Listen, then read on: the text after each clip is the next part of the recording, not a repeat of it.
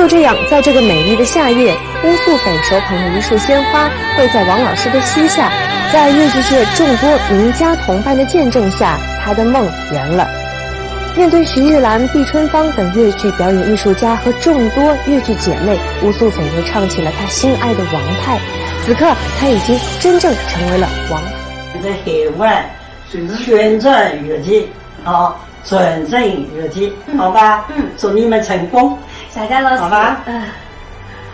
侬唱苗的辰光收来了最高的。OK， 这高原。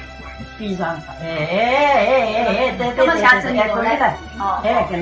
好吧？好，可以，那你这样，蛮好，蛮好。